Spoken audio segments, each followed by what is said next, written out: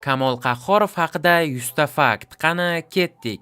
Do'stlar, kanalimni 93% odam obuna bo'lmasdan kuzatayotgan ekan. Iltimos hozir 5 sekund vaqtingizni ajratib, kanalimga obuna bo'lib qo'ying. Men esa davom etaman. Asl ismi Kamol emas, Kamoliddin. Familiyasi Qahhorov.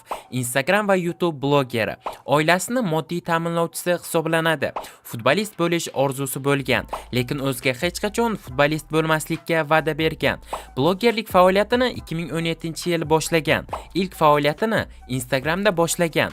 YouTube'ga 2019-yil birinchi videolarini yuklashni boshlagan. O'sha videolari 10-15 ta prosmotr yig'gan. Shu sabab faoliyatini Instagramda davom ettirgan. Aslida esa hammasini YouTube'dan boshlash niyati bo'lgan.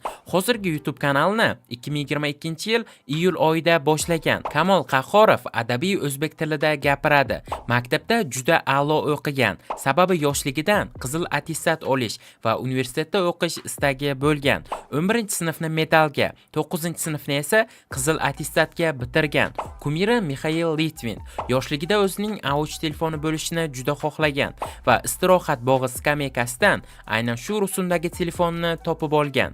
Aynan shu telefoni bilan vaynerlikka qadam qo'ygan. Birinchi vaynlarni maktabida suratga olgan. Instagram yoki TikTok yo'q bo'lib ketsa ham, baribir media sohasida ishlashni tanlashni aytgan. LGBTga qarshi ekanligini aytgan. Qizlarni ajali degan so'zlari juda mashhur bo'lib ketgan. Din haqida to'liq tushunchaga ega bo'lmasdan video qiladigan blogerlarni yoqtirmaydi. Universitet hech kimga ish topib bermaydi degan fikrda. Oilada 4 ta farzand, o'zidan katta opasi bor. Toshkent shahrida istiqomat qiladi. Shahar markazida 2 xonali uyda yashashadi. Uylarda esdaliklar uchun alohida xona burchagi mavjud. 16 yoshida tushgan rasmi Instagram akkauntida 4 yil profil rasmi bo'lib turgan. Mehribon TikToker nominatsiyasida g'olib bo'lgan. Bunga qo'shimcha 12 Pro Max telefonni sovg'a qilib berishgan.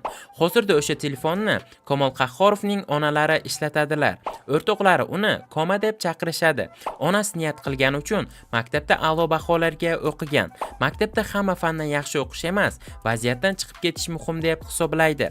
Birinchi marta samolyotga Turkiyada sayohat vaqtida o'tirgan. Keyinchalik oyisi va opasiga Turkiyaga sayohat uchun bilet sovg'a qilgan. Qimmat mashinalar sotib olishga qiziqmaydi. Yosh bo'lganligi sabab ko'pchilik uni mensishmagan. Otasi oshpaz, onasi uy bekasi hisoblanadi. Grand Mobile bu iOS va Androidda mavjud bo'lgan multiplayer mobil o'yin bo'lib, unda siz har kim, masalan, qaroqchi yoki politsiyachi, biznesmen yoki siyosatchi bo'lishingiz, o'zingizga Gentra yoki Mercedes sotib olishingiz hamda qimmat qasrda yashashingiz mumkin. Video ostidagi havola orqali o'yinni yuklab oling va Vigetta promokodini kiritib, 30 ming rubl o'yin valyutasini, 7 kunlik VIP hamda 3 kunlik gelik avtomobiliga ega bo'ling.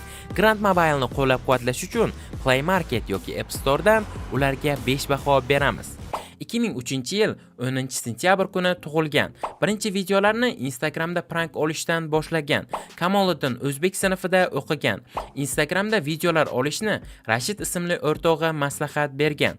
Kamol Qahhorov maktabdagi tadbirlarda faol qatnashgan. Kamolot hamda kamalak tashkilotlari faoli hisoblanadi. Institutga pul berib o'qigandan umuman o'qimagan degan fikrda. Kelajakda sirtqi smenada marketing sohasida o'qish niyati bor. Street 77 ambasadori hisoblanadi. Aviasales kompaniyasi bilan uzoq muddatli shartnomaga ega. Instagramda postlari o'rtacha reklama narxi $1000 turadi. Storieslarda reklamaning o'rtacha narxi esa $300.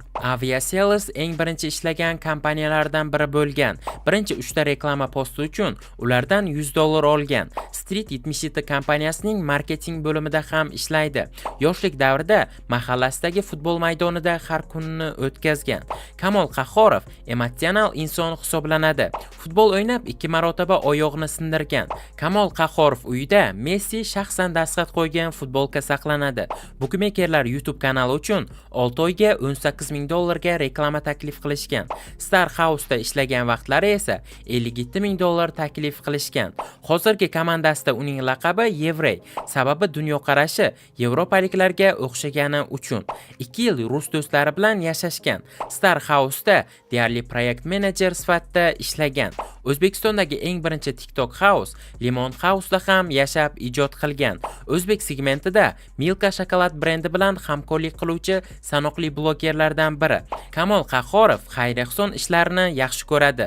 Angrenlik nogiron bolaga notebook sovg'a qilgan. Yoshlik vaqtlari og'aynilarining velosipedlariga qarab havas qilishgan. O'z aytganidan va bilganidan qolmaydigan insonlardan biri.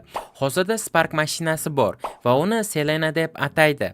Aynan shu Spark rusumli mashinasini sotish niyati yo'q. Kamol Qahhorov ushbu mashinani salondan $8300 ga xarid qilgan.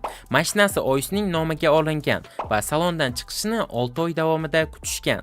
Kamol Qahhorov YouTube kanalida birinchi 1000 ta obunachisini 15 daqiqada yig'ishgan. Bu statistikaga aynan birinchi pulimni ishlat rubrikasi sabab bo'lgan.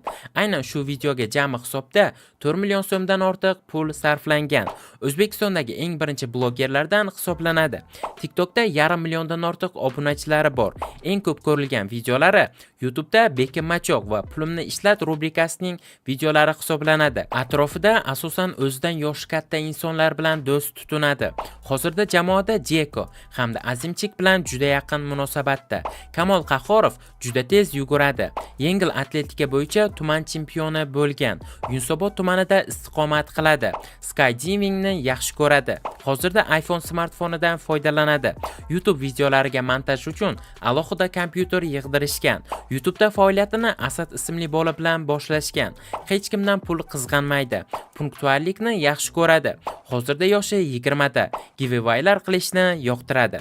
Do'stlar, keyingi video kim haqida bo'lishini xohlaysiz? Kommentariyada yozib qoldiring va videoga like bosib, kanalimizga obuna bo'lishni unutmang.